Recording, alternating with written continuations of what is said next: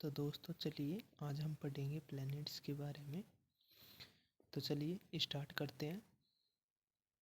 जो सबसे पहले हम पढ़ेंगे बिग बैंग थ्योरी के बारे में, और ओरिजिन ऑफ यूनिवर्स की पहली थ्योरी है वो है बिग बैंग थ्योरी। ये दी गई थी जॉर्ज लेमेंटर के द्वारा 1927 में। और बिग बैंग थ्योरी के अकॉर्डिंग जो यूनिवर्स का फॉर्मेशन था वो 13.7 बिलियन ईयर एगो स्टार्ट हुआ था, और अर्थ का formation 4.5 billion year ago start हुआ था। और जो यूनिवर्स के लिए दूसरा नेम जो बिग बैंग थ्योरी के अकॉर्डिंग है वो है कॉस्मोस।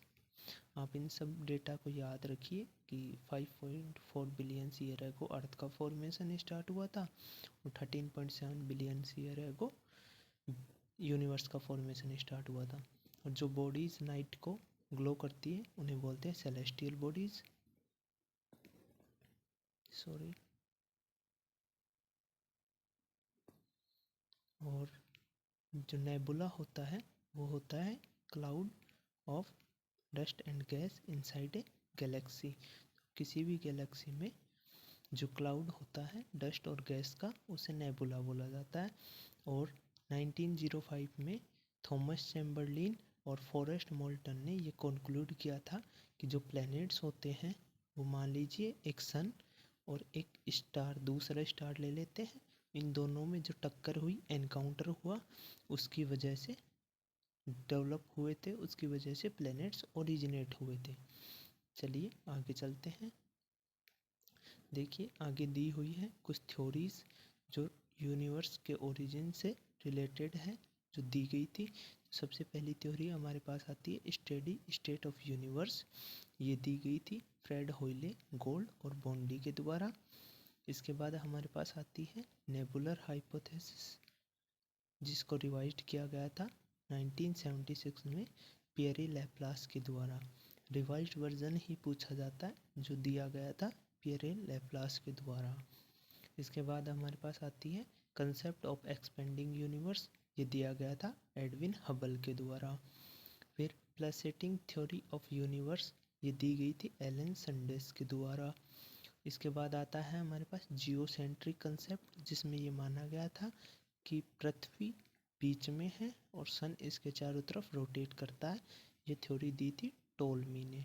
फिर एक आती है हेलियोसेंट्रिक कंसेप्ट, जिसको अभी मॉडर्न टाइम में माना जाता है कि इसके अकॉर्डिंग जो सन है वो सभी प्लैनेट्स का सेंटर है और प्लैनेट्स इसके चारों तरफ रोटेट करते हैं। ये दी गई थी कोपरनिकस के द्वारा। चलिए आगे चलते हैं। Decreasing order of size of planets. तो देखिए डिक्रीजिंग ऑर्डर देखते हैं तो सबसे बड़ा प्लैनेट हमारे पास आता है जुपिटर, उसके बाद सैटर्न, उसके बाद Uranus, then Neptune, then Earth, then Venus, then Mars and Mercury. तो सबसे छोटा प्लैनेट हमारे पास हो गया मर्क्यूरी, उससे बड़ा मार्स, उससे बड़ा वीनस। आप इन सब प्लैनेट्स का ऑर्डर एक बार याद कर लीजिएगा, क्योंकि एग्ज़ाम में कई बार क्या पूछा जाता है कि फोर्थ लार्जेस्ट प्लैनेट कौन सा है, फिफ्थ लार्जेस्ट प्लैनेट कौन सा है, सेकंड लार्जेस्ट प्लैनेट कौन सा है, तो उसमें आपको ये हेल्प करेगा। इसके बाद डेंसिटी का ऑर्डर भी हमें याद करना है, क्योंकि कई बार सबसे ज़्यादा डेंसिटी वाला प्लैनेट पूछ लेता है, सेकंड लार्जेस्ट डेंसिटी, तो ऐसे पूछा जाता है। तो सबसे ज़्यादा डेंसिटी अर्थ की है, फिर मरकरी की है, फिर वीनस की है, देन मार्स की है, then Neptune, then Jupiter, then Uranus and then Saturn. ये पूरा ऑर्डर आपको याद कर लेना है एक बार, जो आपको हेल्प करेगा। देखिए हम कुछ भी छोड़ नहीं सकते, क्योंकि कंपटीशन में क्या होता है ना कि एक एक क्वेश्चन की लड़ाई है, एक एक नंबर की लड़ाई है।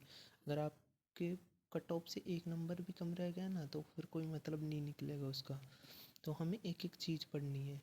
और आगे देखिए नेक्स्ट है कि 2006 से पहले हमारे पास 9 प्लैनेट्स हुआ करते थे, लेकिन 2006 में IAU इंटरनेशनल एस्ट्रोनॉमिकल यूनिट की एक बैठक होती है पराग में, चेक रिपब्लिक में, जिसमें ये डिक्लेयर किया गया था कि प्लूटो अब से एक प्लैनेट नहीं रहेगा, इसको ड्वार्फ प्लैनेट का दर्जा दिया जाता है। 2006 पराग, चेक रिपब्लिक। याद रखिएगा कहाँ हुई थी, प्राग में, चेक रिपब्लिक में। चलिए आगे चलते हैं, आगे देखते हैं कुछ बातें सन के बारे में। जो सन है वो, जैसा कि मैंने बताया आपको, हेलियोसेंट्रिक जो थ्योरी दी गई थी कोपरनिकस के द्वारा, उसमें ये बताया गया था कि सन जो हमारा सोलर सिस्टम है उसका सेंटर पॉइंट है, और जो सारे प्लैनेट्स हैं वो इसके चारों तरफ रोटेट करते हैं, रिवॉल्व करते हैं, सॉरी।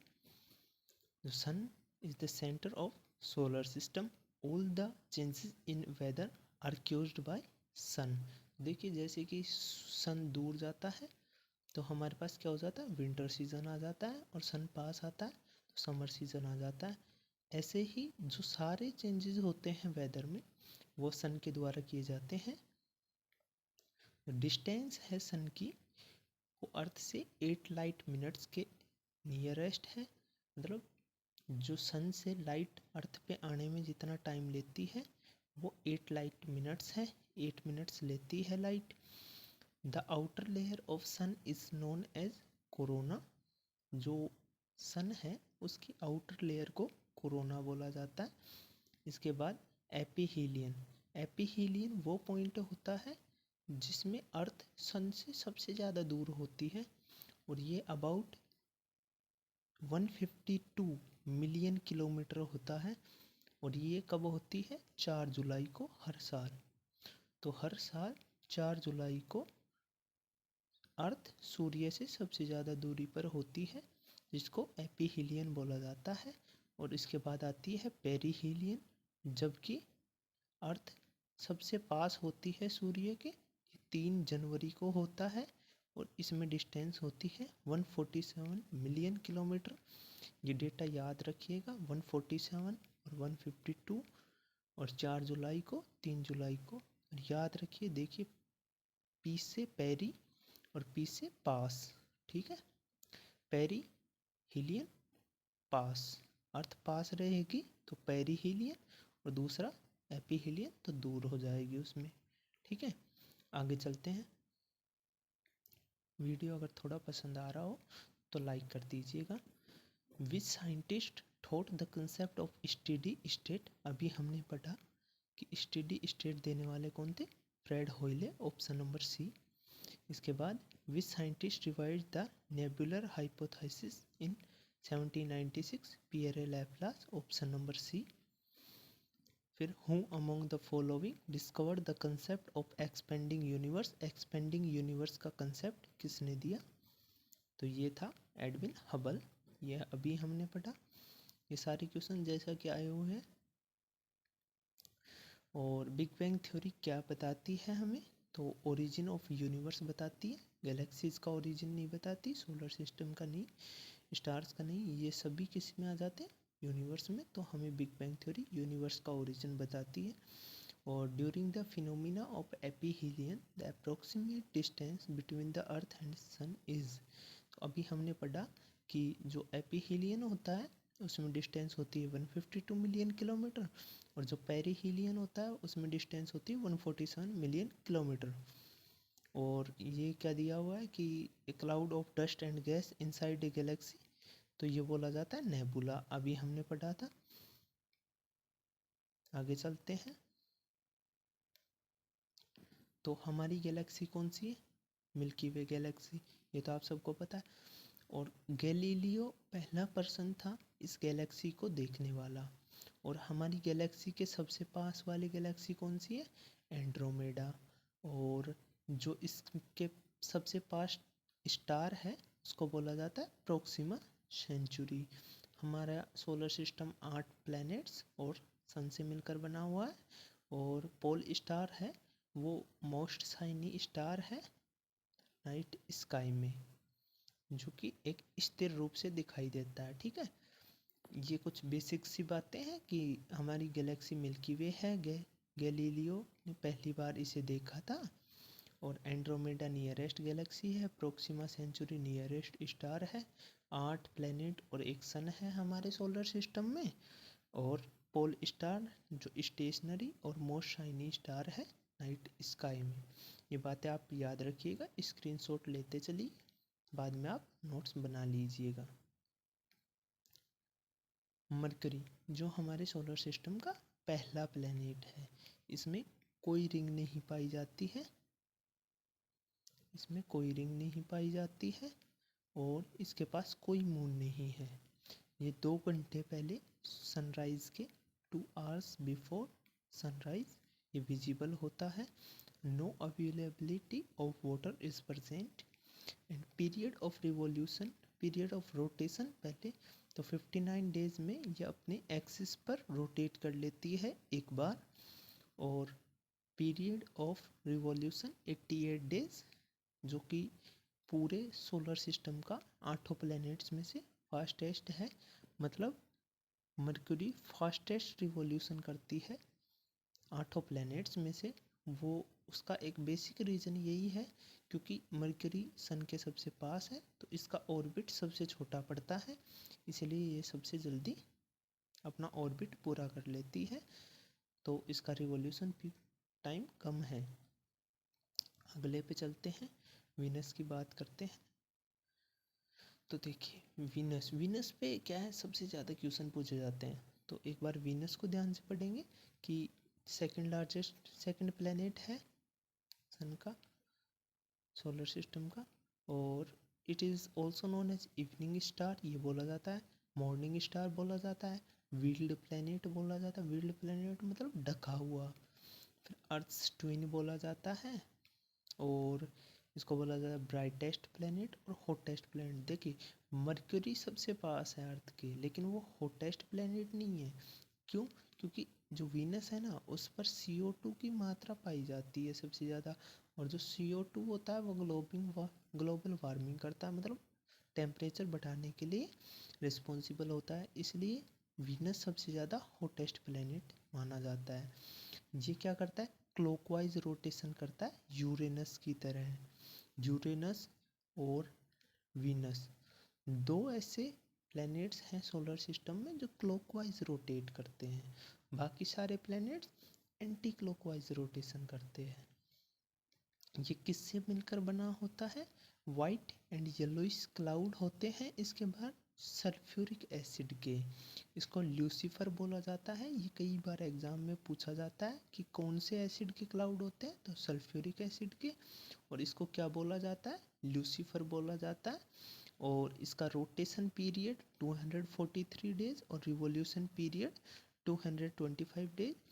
एक बार ये क्वेश्चन भी पूछा गया था कि ऐसा कौन सा प्लेनेट है जिसकी एक ईयर उसके एक दिन से छोटी होती है, तो वो वीनस ही है, क्योंकि जिसका रोटेशन पीरियड तो 243 डेज है, मतलब ये अपने एक्सिस पर घूमने में तो 243 डेज लेगा, और सन के चारों तरफ एक चक्कर लगाने में 225 डेज लेगा।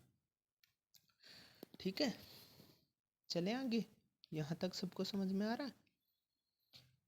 देखिए स्पीड थोड़ी हो सकती है ज़्यादा हो, वो इसीलिए क्योंकि कम टाइम में ज़्यादा कंटेंट डिलीवर हो सके, इसीलिए स्पीड थोड़ी मेंटेन कर रखी है, बाकी ऐसा कोई रीज़न नहीं है।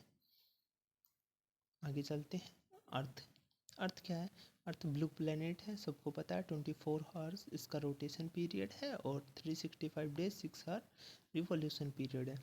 ये चीज़ नोट कर लीजिएगा स्टार लगा के, magnetic field of Earth is due to outer core, outer core की वजह से मैग्नेटिक फील्ड होती है अर्थ के अंदर, और जो प्रोसेस होता है अर्थ क्रस्ट का बनने का उसे डायट्रोपिज्म बोलते हैं। ये क्वेश्चन भी कई बार पूछा गया है, और रेडियस भी याद कर लीजिएगा अर्थ की 6371 किलोमीटर, अप्रोक्स 6400 किलोमीटर अर्थ की रेडियस होती है। ठीक है, यहाँ तक समझ में आया, और समझ में आ रहा है तो एक लाइक भी कर दीजिएगा। आगे चलते हैं, मार्स क्या होता है, मार्स को रेड प्लेनेट बोला जाता है सबसे पहले। तो क्यों बोला जाता है, क्योंकि इसके अंदर आयरन ऑक्साइड की प्रेजेंस होती है, जो कि एज ए रस्टिंग की तरह रेड कलर दे देता है, तो इसको रेड प्लेनेट बोला जाता है। ये बाहर से रेड अपीयर होता है। इसका रोटेशन पीरियड होता है 24 आवर्स का, और रिवॉल्यूशन पीरियड 687 डेज का। ये एक चीज़ दोनों चीज़ याद करनी है सभी प्लैनेट्स की, रोटेशन और रिवॉल्यूशन पीरियड। कई बार इसी पे क्वेश्चन आ जाता है, हम एक एक क्वेश्चन को छोड़ नहीं सकते, हम ये नहीं कर सकते कि ज़रूरी थोड़ी है इसी पर आएगा और यही ज़रूरी थोड़ी है रोटेशन या रिवॉल्यूशन पीरियड पूछेगा, और पूछ लिया जब जब तो हमें आएगा ही नहीं। तो हमें सभी प्लैनेट्स का याद करते हुए ही चलना है। इसके दो मून्स हैं, डेमोस और फोबोस। ओके, और जो एक एस्टेरॉइड बेल्ट होता है वो मार्स और जुपिटर के बीच में पाया जाता है। ठीक है, इतना सभी को समझ में आ रहा है? चलिए आगे चलते हैं नेक्स्ट प्लेनेट के ऊपर, जुपिटर। जुपिटर हमारे पास हो जाता है सबसे बड़ा प्लेनेट। इसका शॉर्टेस्ट रोटेशन पीरियड है 10 आवर्स का। ठीक है, शॉर्टेस्ट रोटेशन पीरियड मतलब इसका एक दिन सबसे छोटा होता है। कई बार पूछा है कि ऐसा कौन सा प्लेनेट है जिसके ऊपर सबसे छोटा दिन होता है, तो वो जुपिटर हो जाएगा।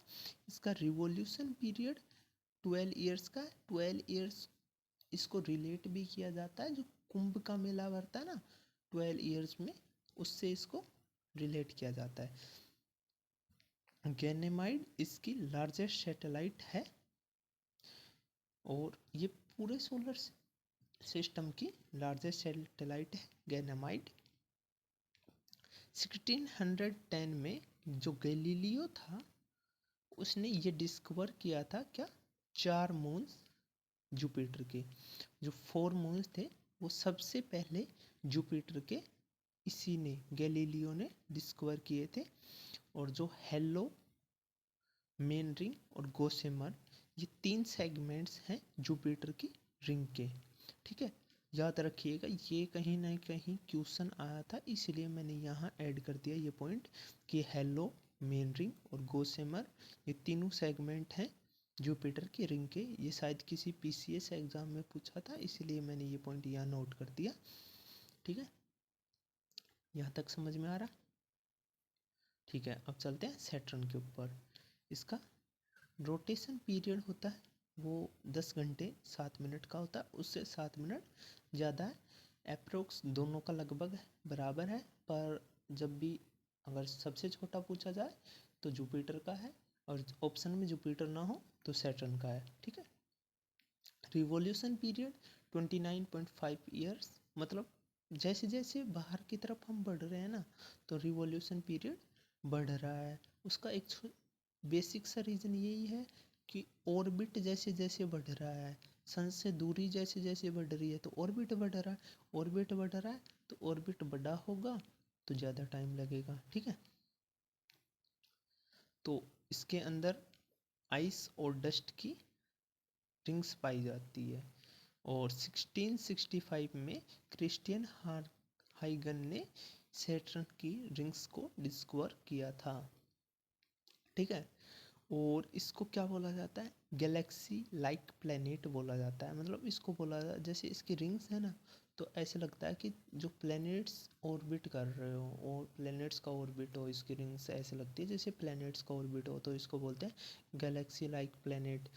और ग्लोब ऑफ गैस बोलते हैं, और क्या बोलते हैं, jewel of solar system, solar system के ज्वेल बोलते हैं, जवाहरात।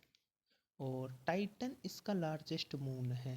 याद रखिएगा कई बार क्वेश्चन पूछा है, सैटर्न की सैटेलाइट सबसे बड़ी टाइटन है।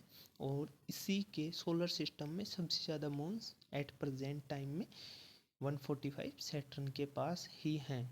ठीक है, सबसे ज़्यादा मून्स एट प्रेजेंट में सैटर्न के पास हैं, वो कितने, 145 as per the latest data.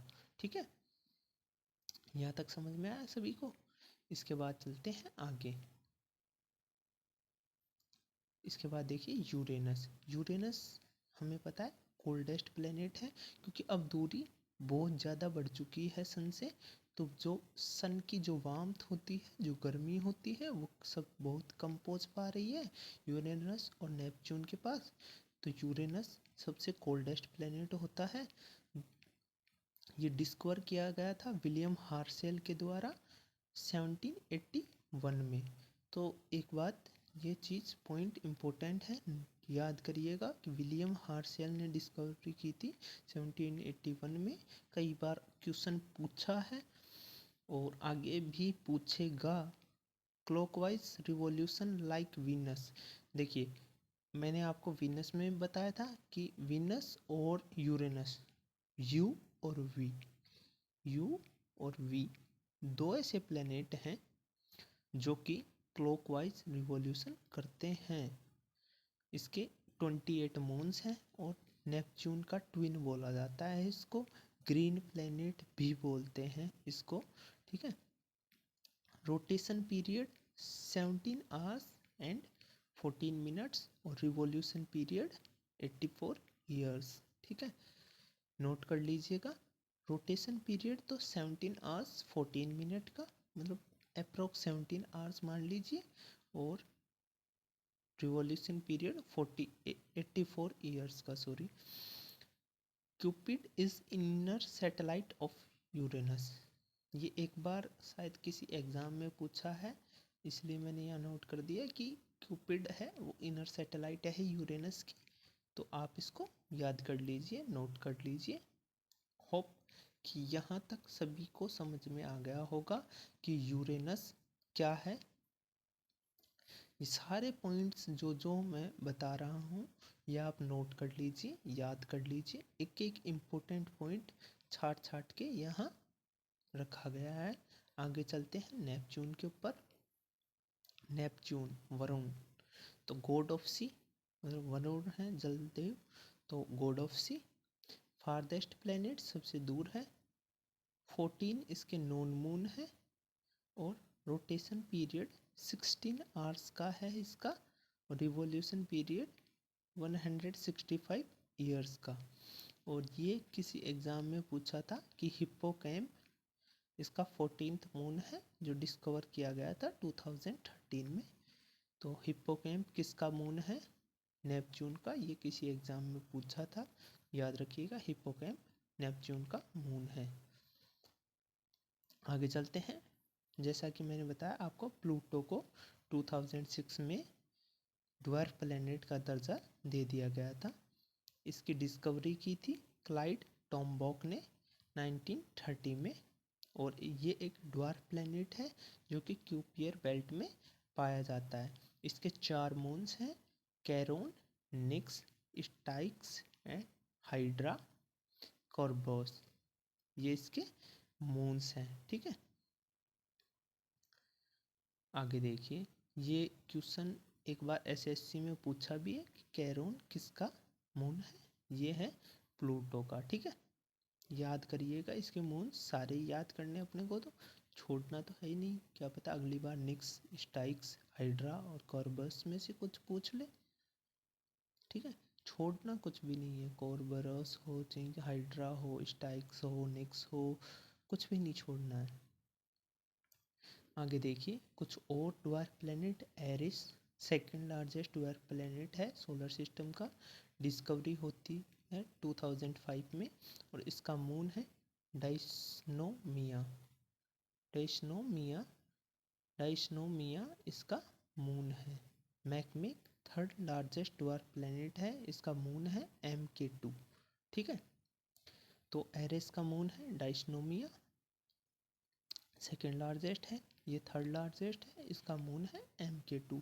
याद कर लीजिए, क्या पता अब की बार ये पूछ ले कि एरिस का मून कौन सा है, क्योंकि पिछली बार क्या पूछा था कि प्लूटो का मून कौन सा है। हो सकता है इस बार एरिस या मैकमेक में से कुछ पूछ ले।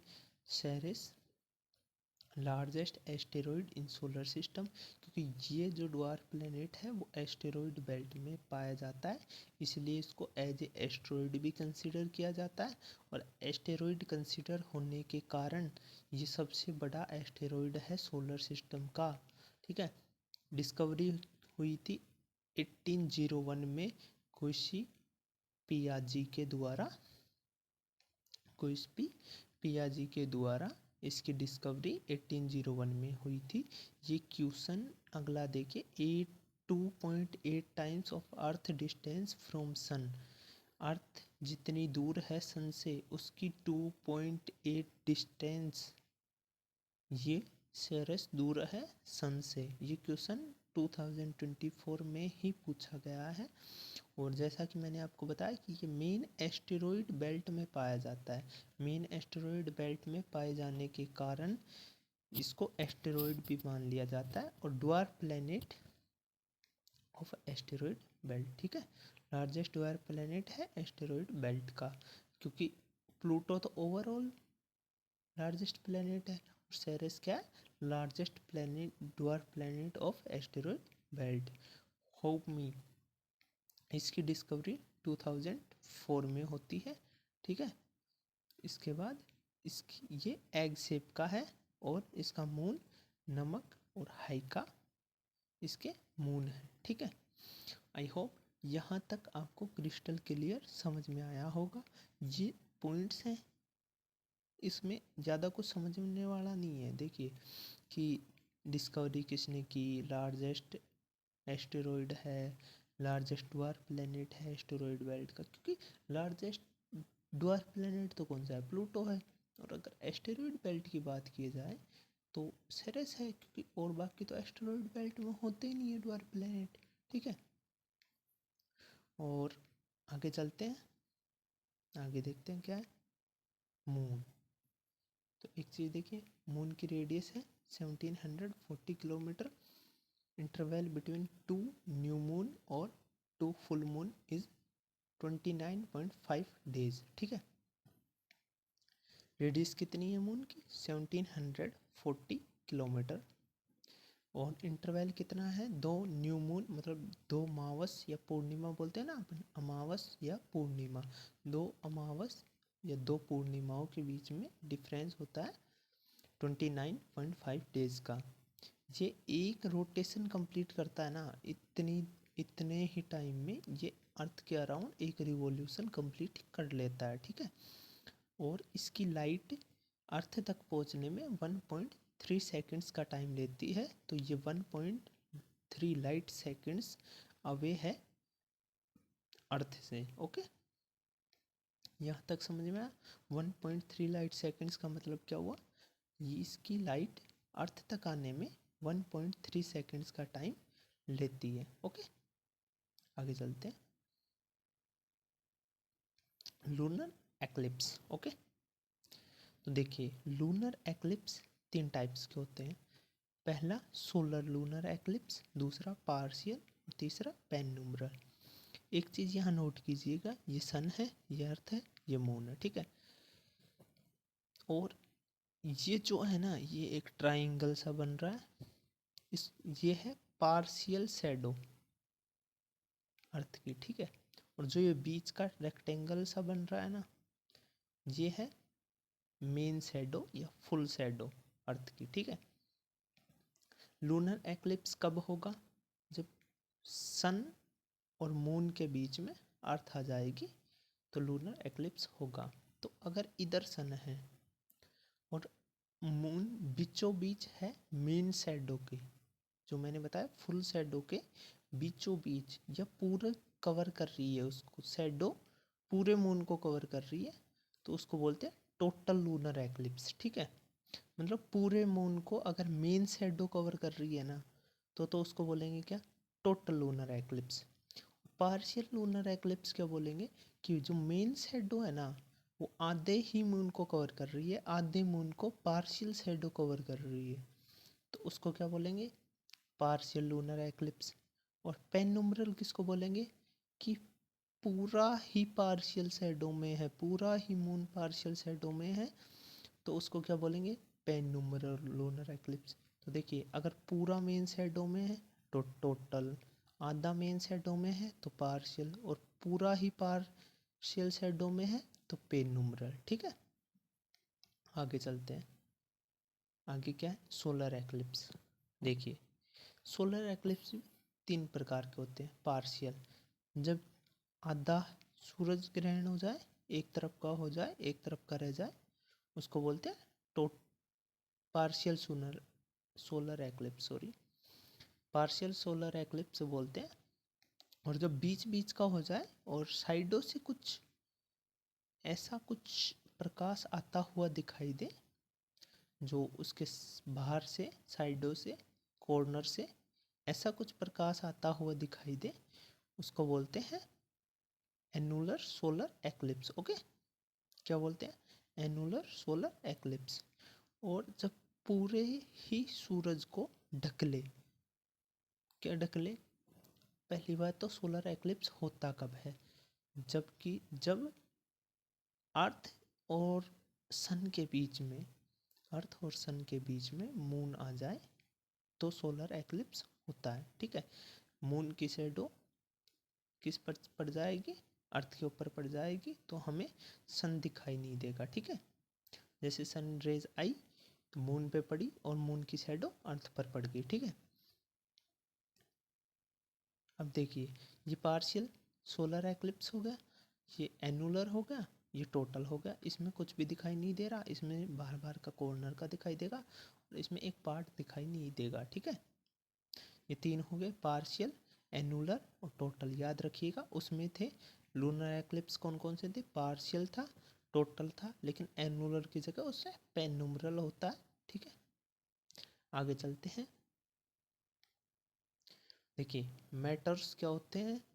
Bit of ice and dust that burns up when enters Earth atmosphere. Meteors होते हैं, जैसे एस्टेरॉइड होते हैं ना, ऐसे ही आइस और डस्ट के फ्रेगमेंट्स होते हैं जो कि बर्न हो जाते हैं जब वो अर्थ एटमॉस्फेयर में एंटर करते हैं। तो जो जो बर्न हो गए उनको मैटर्स बोलते हैं। ठीक है, दो प्रकार के मैटर्स जिन पे क्वेश्चन आया हुआ है वो है, एक लाइरिड्स जो कि अप्रैल में विजिबल होता है, और क्वांट्राटिड्स जो कि जनवरी या दिसंबर में विजिबल होता है। ठीक है, दोनों पे क्वेश्चन आया हुआ है, इसलिए इन दोनों का ही नाम यहाँ मेंशन किया है मैंने।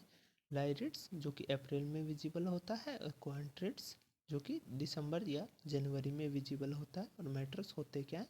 जो कि आइस और डस्ट के वो पार्टिकल्स जो कि अर्थ एटमॉस्फेयर में एंटर होने पर बर्न होने लगते हैं, उन्हें मैटर्स बोलते हैं। और मेट्रॉइड्स क्या होते हैं? Space rocks that reach the surface of moon और प्लैनेट। मतलब स्पेस की वो रॉक्स जो कि किसी प्लैनेट या किसी मून की सरफेस तक पहुंच जाए, उससे टकरा जाए। ये काफ़ी छोटी होती है, लेकिन ये टकराती है, पहुंचती है, वहाँ कुछ छोटे छोटे खड्डे भी कर देते हैं, उनको बोलते हैं मेटेरॉइड्स। और कोमेट्स, कोमेट होते हैं आइस और डस्ट के फ्रेगमेंट्स, आइस और डस्ट की रॉक्स जो कि ऑर्बिट करती है सन के अराउंड। ठीक है, इनकी एक हेड होती है, एक टेल होती है। आप एक बार गूगल सर्च करके देखिएगा कोमेट्स की इमेज, तो आपको दिखेगी कि इसकी एक हेड होती है और एक टेल होती है, और ये इसका हेड होता है वो सन की तरफ अट्रैक्टेड होता है। ठीक है, और ये एक बार एग्ज़ाम में पूछा था कि ऐसा कौन सा सेलेस्टियल बॉडी है, या ऐसी कौन सी, कुछ भी रॉक्स पूछी थी या कुछ पूछा था जिसका हेड और टेल होते हैं, तो वो यही है, क्या? कॉमेट्स। ठीक है, आगे चलते हैं। कॉन्स्टिलेशन। ठीक है, इसकी पहले तो डेफिनेशन ये पूछी थी, डेफिनेशन एक बार CDS में क्वेश्चन आया था कि कॉन्स्टिलेशन, व्हाट इज़ कॉन्स्टिलेशन। उसमें चार ऑप्शन दिए थे, तो ये था कि pattern of star that may not be equidistant from Earth in sky. जो स्टार के द्वारा एक पैटर्न बनाया जाता है ना, वो हो सकते हैं स्टार ऊपर नीचे हो, इक्विडिस्टेंट हो अर्थ से, पर जो भी पैटर्न बनाया जाता है ना, उसको बोलते हैं कॉन्स्टिलेशन। ठीक है, कुछ कॉन्स्टिलेशन मैंने यहाँ मेंशन किए हैं जिन पे या तो क्वेश्चन आया है या आने की संभावना है, जो कि इम्पोर्टेंट है हमारे एग्ज़ाम के पॉइंट ऑफ व्यू से। ओके, तो ओरियन कॉन्स्टिलेशन है जिसको बोलते हैं द ग्रेट हंटर, इस पे क्वेश्चन आ चुका है। ठीक है, लियो को बोलते हैं द लोयन, इस पे नहीं आया है लेकिन आने के चांसेस हैं। टॉरस को बोलते हैं द बुल, इन तीनों को याद कर लीजिएगा। ओरियन को बोलते हैं द ग्रेट हंटर, लियो को बोलते हैं द लोयन, टोरस को बोलते हैं द बुल। उर्सा मेजर ये तो आप जानते होंगे, जिसको सप्तऋषि बोलते हैं या फिर बोलते हैं ग्रेट बियर, ठीक है। ये विजिबल होते हैं समर की अर्ली नाइट्स में। आप कभी अगर गांव वाँव में रहते हो या कभी समर में लेट नाइट तक जगते हो, तो आसमान में अगर आप देखेंगे तो आपको एक पैटर्न, 7 तारों का एक पैटर्न सा बनता हुआ दिखेगा, उसको सप्तऋषि बोलते हैं, ठीक है। ये एक बार एग्जाम में पूछा था कि ऐसा कौन सा पैटर्न है या ऐसी कौन सी कॉन्स्टिलेशन है जो कि अर्ली समर नाइट्स में दिखाई देती है, तो उसका आंसर उर्सा मेजर था, ठीक है। याद कर लीजिएगा, नोट कर लीजिएगा। साइग्नस ये तो अब की बार ही आया है 2024 में, और इससे पहले भी ये आ चुका है दूसरे एग्जाम्स में। Cross shaped visible in north hemisphere around September. ये क्रॉस शेप्ड की कॉन्स्टिलेशन होती है जो विजिबल होती है मेनली नॉर्दर्न हेमिस्फीयर में, वैसे साउथर्न में भी होती है, ठीक है। और अराउंड सितंबर के अराउंड ये विजिबल होती है। और एक कैसियोपिया 5 ब्राइट स्टार का इरेगुलर डब्लू बनता हुआ दिखाई देता है, उसे कैसोपिया बोलते हैं, ठीक है। कैसोपिया क्या होता है? कैसोपिया कॉन्स्टिलेशन होता है 5 ब्राइट स्टार का एक इरेगुलर डब्लू बनता हुआ दिखाई देता है, उसे कैसोपिया बोलते हैं। हाइड्रा है, हाइड्रा देखते हैं, हाइड्रा है लार्जेस्ट कॉन्स्टिलेशन, और सेंटरस है ब्राइटेस्ट कॉन्स्टिलेशन, और Canis Major contains the brightest star Sirius, ठीक है। तो ब्राइटेस्ट स्टार कौन सा है? साइरस है। और ये कौन से कॉन्स्टिलेशन में है? कैनिस मेजर कॉन्स्टिलेशन में। और सेंटरस क्या है? ब्राइटेस्ट कॉन्स्टिलेशन है। और हाइड्रा क्या है? लार्जेस्ट कॉन्स्टिलेशन है।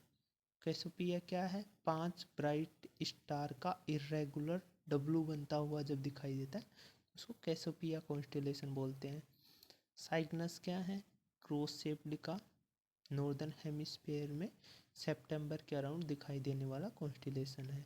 उर्सा मेजर क्या है? उर्सा मेजर सप्तऋषि मंडल। और टॉरस क्या है? The bull. लियो क्या है? द लोयन। ओरियन क्या है? द ग्रेट हंटर, ठीक है। आशा करता हूँ यहाँ तक आप सभी को समझ में आया होगा, और यहाँ पर हमारा प्लैनेट चैप्टर पूरा होता है। मैंने पूरी कोशिश की है कि प्लैनेट्स में से कोई भी पॉइंट छूटे ना, और लगभग 38-39 मिनट में ये पूरा टॉपिक आपका कवर हो गया है। आप इसके स्क्रीनशॉट्स लेके और अपने नोट्स बना लीजिएगा, ठीक है। वीडियो पसंद आया हो तो लाइक कर दीजिएगा, शेयर कर दीजिएगा और सब्सक्राइब कर दीजिएगा, ठीक है। सब्सक्राइब भी कर दीजिएगा। Thank you. ओके।